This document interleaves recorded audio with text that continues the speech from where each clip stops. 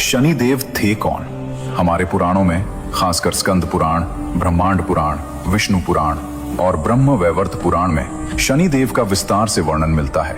ऋग्वेद से लेकर महाभारत तक जहां भी ग्रहों की बात आती है, शनिदेव का उल्लेख आता है। शनिदेव सूर्य देव और छाया के पुत्र हैं।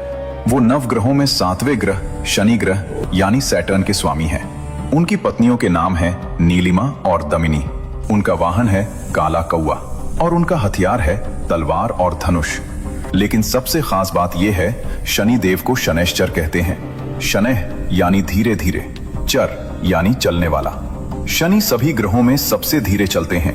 एक राशि पार करने में लगभग 2.5 साल लगते हैं और यही उनकी सबसे बड़ी पहचान है। शनि जल्दबाजी नहीं करते, वो इंतजार करते हैं, पूरा हिसाब रखते हैं और जब देते हैं तो पूरा देते हैं। शनि देव का हर एक प्रतीक एक गहरी भाषा बोलता है। उनका काला रंग अंधेरे का नहीं, गहराई का प्रतीक है। जैसे अंधेरी रात के बाद ही सुनहरी सुबह आती है। उनका वाहन कौवा, जो हर चीज पर पैनी नजर रखता है, जो बहुत बुद्धिमान होता है, यह बताता है कि शनि देव की नजर से कुछ भी नहीं बच सकता। उनका प्रिय धातु लोहा, जो मेहनत और कठोर परिश्रम का प्रतीक है। इसीलिए मजदूर, किसान और श्रमिकों पर शनि की विशेष कृपा होती है। और उनका रत्न नीलम, जो इतना शक्तिशाली है कि बिना ज्योतिषी की सलाह के नहीं पहनना चाहिए। शनि देव न्याय के देवता हैं। वो किसी के मित्र नहीं, किसी के शत्रु नहीं। वो केवल एक काम करते हैं, कर्म का हिसाब। लेकिन दोस्तों, यहाँ एक बहुत जरूरी बात है। शनि देव सिर्फ ग्रह के स्वामी नहीं है। पुराणों के अनुसार शनि देव यमराज के भाई हैं। दोनों सूर्य देव के पुत्र हैं। यम जहां मृत्यु के बाद न्याय करते हैं, वहीं शनि जीते जी न्याय करते हैं। मतलब यम वो न्यायाधीश हैं जो मृत्यु के बाद फैसला सुनाते हैं और शनि वो न्यायाधीश हैं जो जीवन में ही सजा और इनाम दोनों देते हैं। यह बात ध्यान से समझिए, शनि देव आपके दुश्मन नहीं हैं। वो तो एक ऐसे टीचर हैं जो आपको तोड़ते नहीं, गढ़ते हैं। लेकिन उनका तरीका बहुत कठोर है। अब जानते हैं उनकी जन्म की वो कहानी, जो शुरू होती है एक धोखे से, एक परछाई से और एक ऐसी तपस्या से जिसने एक देवता को जन्म दिया। ये कहानी है उस दौर की जब स्वर्ग में सूर्य देव अपने पूरे वैभव में थे।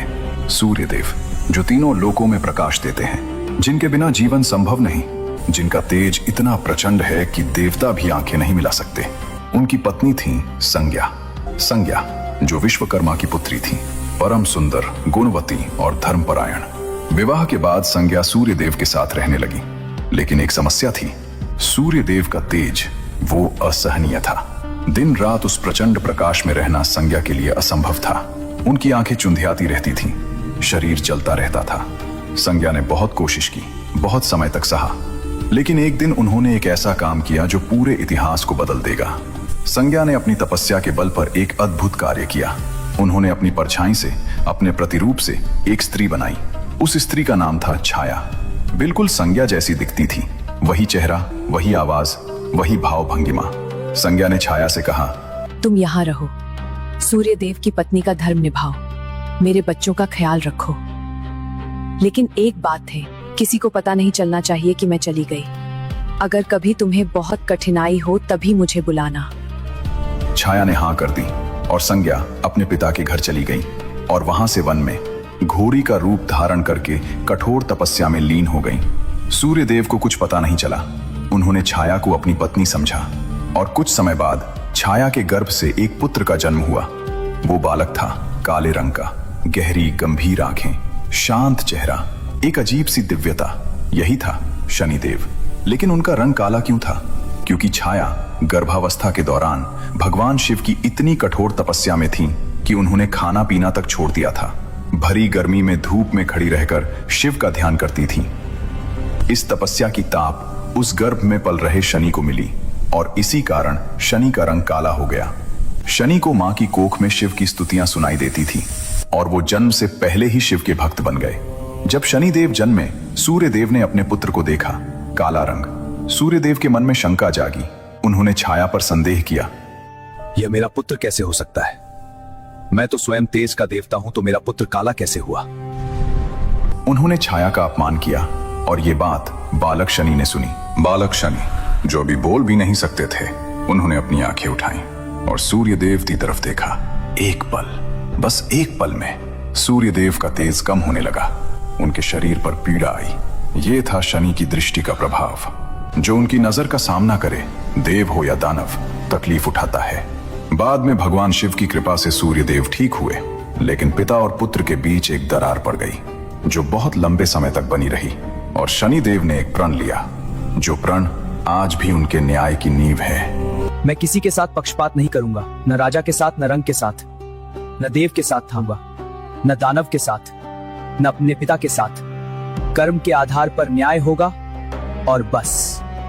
दोस्तों, एक कहानी है जो बहुत कम लोग जानते हैं। ये कहानी बताती है कि शनिदेव की दृष्टि इतनी भयंकर क्यों है। शनिदेव की पत्नी थी दमिनी।